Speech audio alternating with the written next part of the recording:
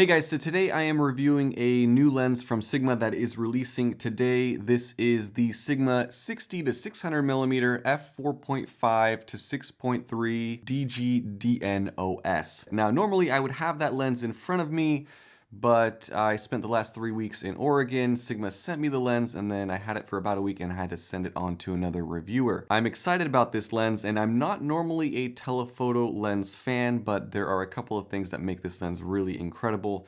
Starting with the fact that it is a 10X lens. That's right, Grant Cardone would approve of it. Let's jump into this review. I'm not going to spend much time on packaging. There is a huge box, plenty of little accessories, and a carrying case, and the lens with a giant lens hood. What I do want to talk about is the design and the little things that make this new full-frame telephoto lens different. And there are 3 huge features that I want to highlight and a few smaller ones that I will mention. First, the range. This is the world's first and only 60 to 600 millimeter telephoto lens according to Sigma. To come close, you have the 150 to 500 millimeter from Tamron and the 200 to 600 millimeter from Sony, but what those lenses don't give you is the flexibility on the wide end. Now, you guys have probably heard of the Tamron 35 to 150, which is an insanely well received lens, well reviewed. I haven't had a chance to test it, but it's sold out everywhere.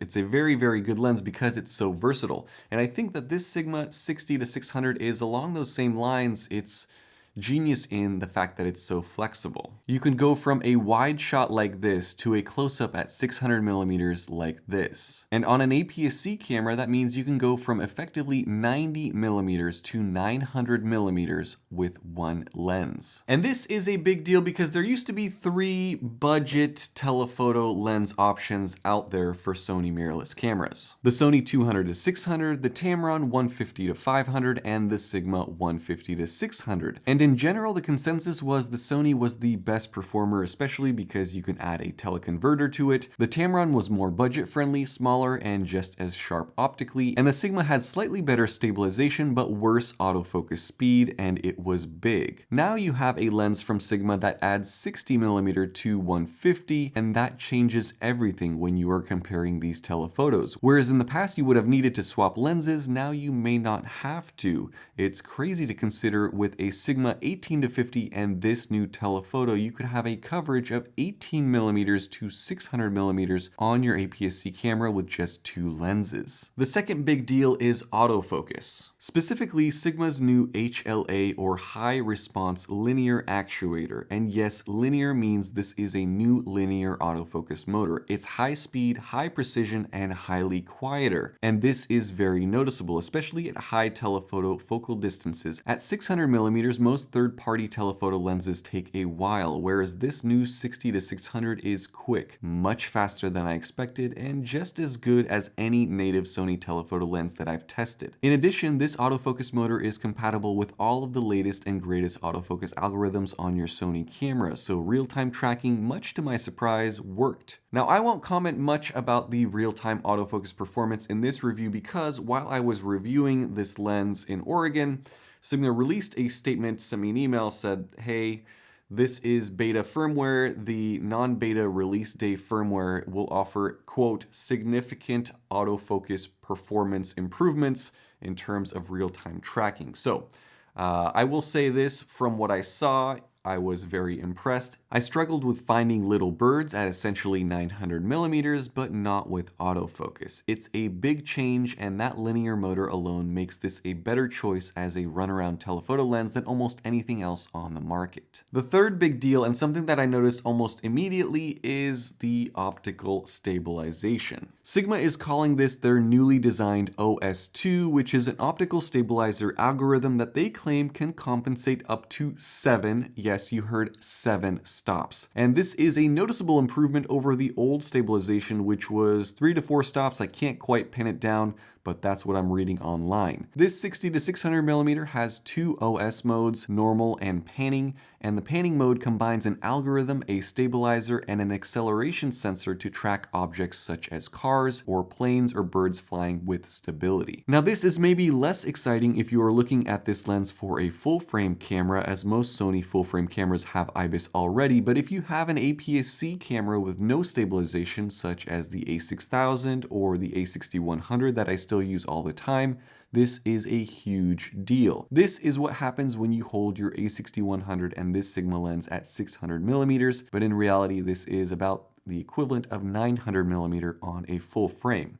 It's shaky. And then you turn on the lens stabilization and this is what you get. That is absolutely amazing. Not a single sample photo or video that I took with this lens on my Sony a7C or a6100 was done on a tripod, and I never felt like I needed one. So those three things are the main highlights of this new telephoto lens from Sigma, but there are a couple other small things that I do want to mention. The zoom mechanism on this lens, like a few other Sigmas before it, is a dual action zoom, meaning you can rotate it to zoom or you can grab the front of the lens and just pull it forward. This is awesome because it's faster and it gives you more stability and control. This lens is dust and splash resistant and the front element coated with water and oil repellent. There is a focus limiter switch which further speeds up autofocus if you don't want the lens to try to focus through the full range. There are 3 autofocus lock buttons that you can assign to different functions. The lens body incorporates an Arca Swiss compatible magnesium alloy tripod socket. The lens features 27 elements in 19 groups. At 200 millimeter, it can give you a maximum magnification of 1 to 2.4, which is almost like a macro,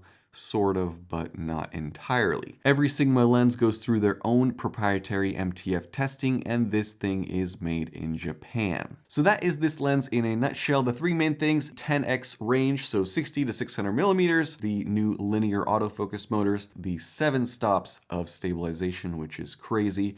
And on top of that, you have all of the great things that make a Sigma telephoto lens a Sigma telephoto lens. So excellent build quality, good materials, good resale value, fully featured, all the buttons and knobs and switches that you could ever want on a telephoto lens. And on top of that, you have Sigma's performance. So let's discuss. The performance is excellent. Again, I tested this lens on my a7C for a few days and then switched it onto my a6100 for another few days, and the results that I got, I was very happy with. Sharpness is excellent. I didn't see a weak point in the zoom range. Colors were vibrant and punchy. Chromatic aberration, you can see in certain shots for sure, but it's pretty well controlled, as was flaring, which wasn't an issue because of the large lens hood and the Oregon weather. Out of focus areas were smooth, that is, the bokeh is very good. With a telephoto lens like this, you can get incredible subject separation just by stepping back and zooming in, especially if you are using it on an APS-C camera. As far as barrel or pincushion distortion, there was nothing really to complain about, but I did have all corrections enabled on my camera bodies. All in all, I can confidently say that this is the best telephoto lens that I've tried in terms of autofocus performance, stabilization performance, and optical performance on this channel. But all great lenses have some negatives, and this one is no exception. So there are a couple of things that I want to discuss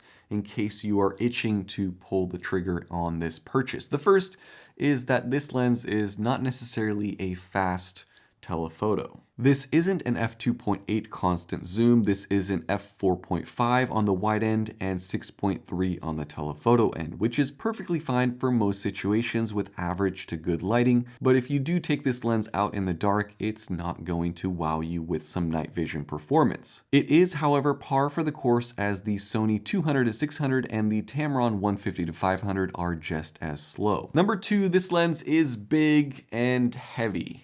It comes in at 2,500 grams, and I didn't measure it, but it's quite long. According to the specs, max length is 279 millimeters or 11 inches, but the lens hood adds about another 3 inches. So this ends up being a nice little 14-incher that you have to carry around with you. I took this lens up hiking on a short little 1.5 mile hike up a little hill, and I got at least 15 comments from random strangers about my massive lens. Number 3 is this lens is not cheaper than a week-long stay at the Ritz. It is, however, a nice clean $2,000 USD, which is the same as the Sony 200-600, but it's $600 more than the Tamron 150-500. However, if you consider that this lens covers you from 60 to 150, it's almost like it replaces another lens in your collection. Maybe just in a way. I do think that there is enough here to justify the $2,000 $1,000 price tag. And the last thing that I'll say is while there are 1.4x and 2x teleconverter options for the L mount, as far as I know, there are no such options for the E mount. So if you want a teleconverter, you are going to have to buy a Sony zoom, which is a bit disappointing. But then again, with this lens getting as wide as 60 millimeters, perhaps you won't want a teleconverter anyway. It's a great telephoto lens,